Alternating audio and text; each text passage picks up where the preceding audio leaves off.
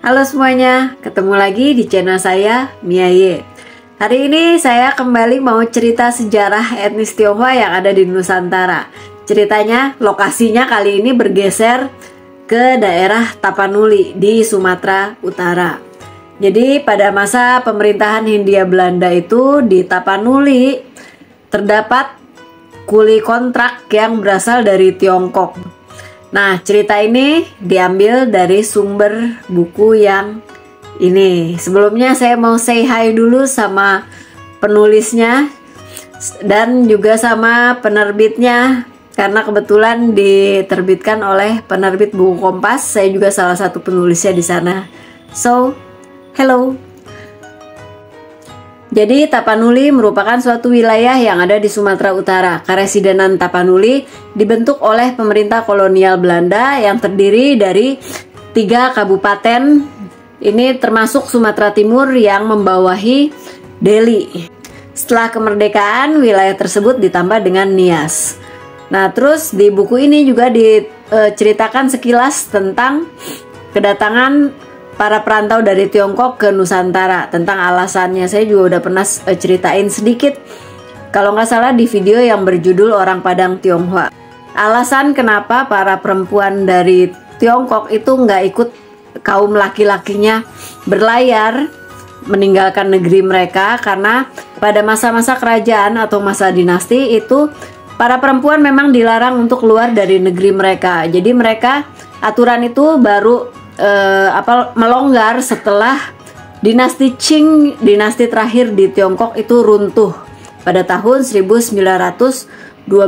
Nah, setelah itu kan mulai memasuki revolusi Tiongkok ya. Nah, di situ para perempuannya baru mulai ikut berlayar keluar dari negeri mereka gitu. Nah, cerita sejarah ini saya juga dapatkan dari para mahasiswa dari Tiongkok yang sedang belajar bahasa Indonesia. Jadi kebetulan waktu itu kalau nggak salah di zaman-zaman COVID saya diundang sebagai dosen tamu untuk memberi materi tentang budaya peranakan Tionghoa. Itu kan beda kan dengan budaya di Tiongkok, budaya aslinya gitu.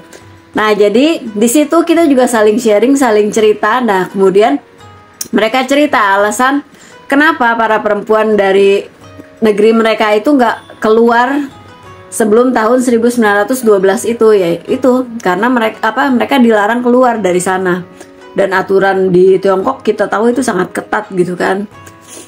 Nah, terus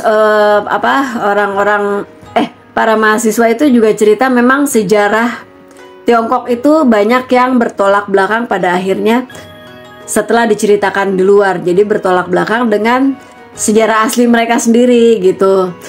Kalau di barat sih mungkin ya, ini menurut saya ya mungkin karena politik nggak sih ya, karena kan mereka nggak suka sama China gitu. Jadi ya mungkin aja mereka bisa cerita yang sebaliknya. Sedangkan kalau dari literatur di Indonesia itu sebagian besar kan juga diambil dari sumbernya dari literatur berbahasa Belanda. Tapi kalau menurut saya pribadi lebih karena kendala bahasa.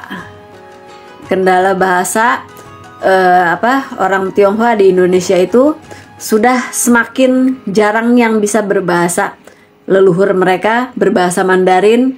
Jadi ya untuk mengakses segala sumber sejarah, literatur yang berbahasa Tiongkok itu berbahasa Mandarin itu bukan hal yang mudah. Kalau zaman sekarang memang ada yang namanya Google Translate, tapi kan kalau menerjemahkan, ini pengalaman saya ya, kalau menerjemahkan dari bahasa Mandarin itu banyak juga ngaconya gitu, jadi nggak bisa dipercaya 100%. Itu sih.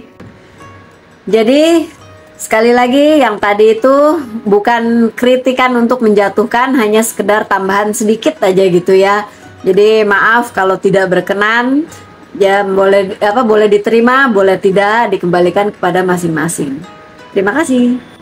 Jadi pada pertengahan abad ke-19 kedatangan para perantau dari Tiongkok ke Sumatera itu lebih karena mereka bekerja sebagai kuli kontrak di perkebunan-perkebunan besar seperti perkebunan karet dan tembakau. Lalu ada juga yang bekerja sebagai penambang timah.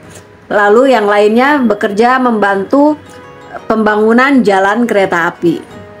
Tahun 1863 seorang Belanda, namanya ditulis di bawah ya, takut salah sebut, itu diajak oleh penasihat Sultan Delhi untuk membuka perkebunan tembakau di tepian Sungai Delhi.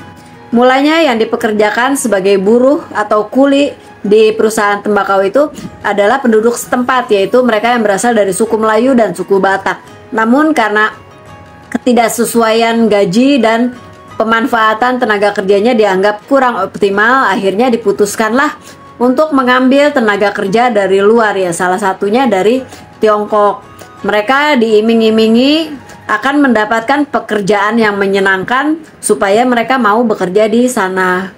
Tapi ternyata semuanya tidak seindah yang dibayangkan. Pada tahun 1874, pemerintah Hindia Belanda menerbitkan peraturan bahwa residen boleh mengadili para kuli kontrak yang mereka pekerjakan itu, dan itu termasuk kuli kontrak yang berasal dari Tiongkok, karena mereka dianggap sudah membuat banyak masalah gitu.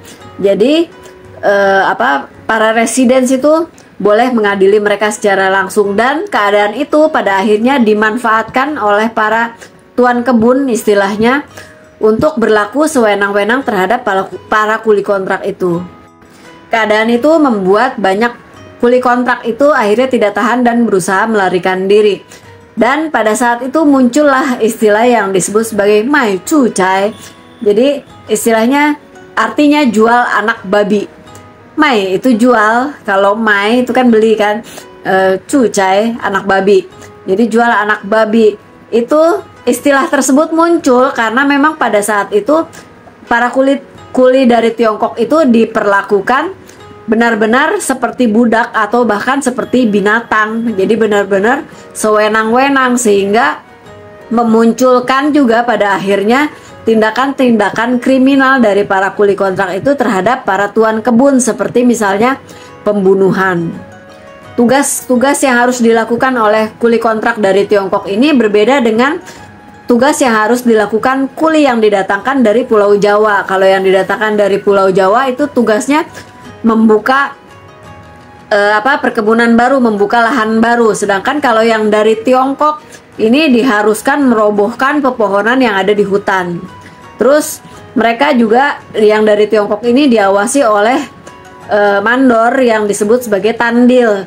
Terus jam kerja mereka seharian penuh dengan waktu istirahat makan siang hanya selama setengah jam. Itu bayangin aja, wih gila, benar-benar perbudakan tuh ya. Karena tindak kriminal semakin kerap terjadi, akhirnya pada tahun 1931 impor tenaga kerja dari Tiongkok itu dihentikan. Para kuli kontrak yang bernasib tidak baik akhirnya meninggal dunia di sekitar perkebunan tempat mereka bekerja, dan mereka juga dikuburkan di sana. Atas gagasan dari beberapa tokoh Tionghoa yang ada di sana, akhirnya kuburan para kuli kontrak Tiongkok itu akhirnya dipindahkan ke suatu tempat khusus di tempat pemakaman umum di kota Siantar. Ini bagi para kuli yang bekerja di perkebunan di sekitar pematang Siantar tadi itu ya. Tujuannya apa? Supaya kuburan-kuburan tersebut juga dapat diziarahi oleh orang-orang yang sedang berziarah ke tanah kuburan keluarga mereka sendiri. Dan ini terutama kalau orang Tionghoa ini pada masa Cengbeng atau hari ziarah kubur, hari membersihkan kuburan. Kuli kontrak yang beruntung masih hidup dan dapat menyelesaikan masa kontrak kerja mereka dengan selamat, akhirnya memilih keluar dari pekerjaan tersebut dan mencari pekerjaan lain yang lebih layak dan manusiawi. Salah satunya akhirnya mereka berusaha membangun usaha sendiri dengan cara berdagang. Ini biasanya banyak dilakukan oleh orang Hokkien. Orang Hakka dan Konghu banyak yang beralih menjadi tukang kayu, tukang bangunan dan sebagainya. Mereka ini bekerja untuk melakukan proyek-proyek pemerintahan Hindia Belanda. Jadi kalau yang hasil pekerjaannya baik, mereka bisa diangkat menjadi anemer atau kepala pemborong.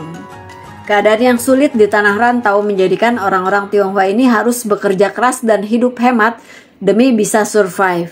ketika akhirnya usaha mereka membuahkan hasil, yaitu memang disebabkan karena perjuangan, keringat, dan darah yang mereka lakukan dalam kurun waktu yang sangat panjang. Jadi bukan hasil seperti membalikan telapak tangan atau hasil yang diperoleh dalam sehari semalam. Kalau begitu, sekian dulu video singkat saya hari ini. Semoga teman-teman suka. Terima kasih untuk yang selalu mendukung channel ini dan yang sudah menonton video ini sampai selesai. Sampai ketemu lagi di video-video yang lainnya. Salam.